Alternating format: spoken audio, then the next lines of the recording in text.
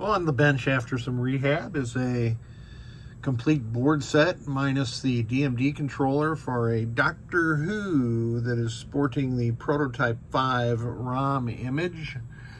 On the CPU board I have installed NVRAM, a lower voltage reset generator, replaced the cap at C31, and of course this header. I'm going to leave this battery holder on here, and I'll just put a note on there to not use batteries. This CPU, the owner specifically asked that I not change the ROM, so I'm not going to take that battery holder off either. On the driver board, some work was already done to it. All these caps were replaced by somebody else. You know how I don't like that, but it was already done. Somebody replaced this 1,000 and 100 microfarad cap. I replaced C2 and all the headers all the way around. On the soundboard, there are 11 capacitors that I have changed out, including these two big 4700 microfarad caps. There's a big tantalum in there you can see, and the 22 microfarad cap. On the Fliptronics board, I can see that I forgot to put a fuse in there that was blown. And there was a tip 36 that was missing, so I've replaced that, and I replaced the filter cap. So I would expect everything's going to work except for that Fliptronics board. And what does that need? 3 amp slow blow. Let's get a 3 amp slow blow.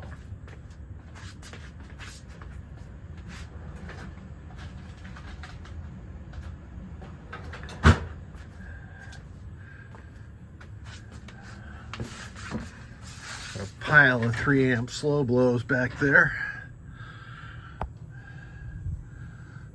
Let's tempt fate here.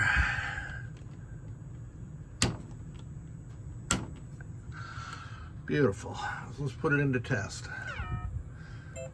I have already gotten in here and set the minimum volume override to true. Got to test everything on the board. So the first is switch matrix, going across the diagonal. Beauty, some of the coin door switches, coin drop switches, and the last coin door switch. Switch matrix is 100% operational. Solenoid test.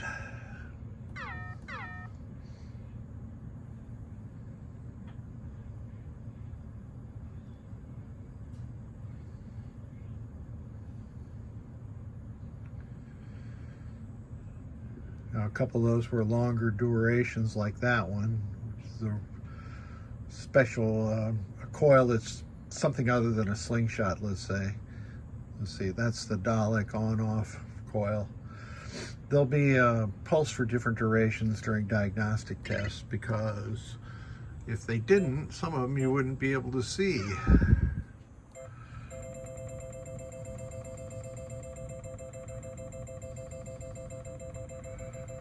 All 5 GI strings working correctly. Let's do lamps and flashers at the same time. There's all your flashers and the lamp matrix. Perfect.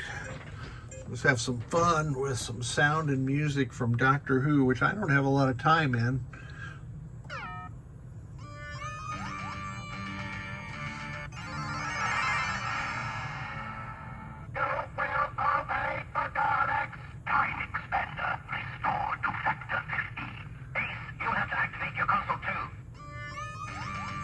That's a relatively short diagnostic test. However, it is working. Let's see. I don't know how many flippers Doctor Who has. I know there's 3.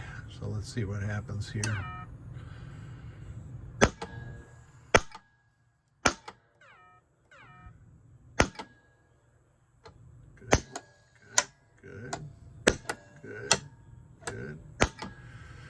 All the flippers are now working, so this Fliptronics board is pronounced good.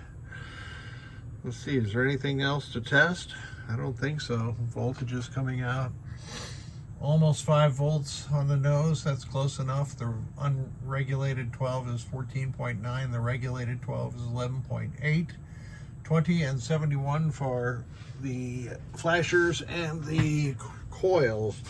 We have all the correct LEDs lit. This is what I call the bow tie, although whoever installed that cap got it on there a little cockeyed, which prevents me from seeing the right edge of the bow tie, center of the bow tie, and the left edge of the bow tie.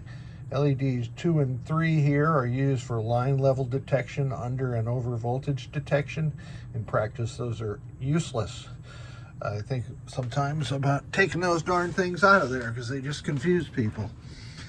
The last thing to do is to put my custom message on the CPU board and then get these things outside and scrub off some solder flux residue. I forgot to mention, I put a 1N5401 blocking diode at the base of the sand resistor, and what that does is it protects C11 from somebody connecting this connector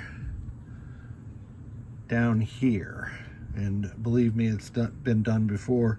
J124, J128, and J132 are all keyed the same. So I used to think it was hard to do, but with the number of times I've seen that done, it's not that hard to do. Thank you so much for sending them. We'll wrap this up.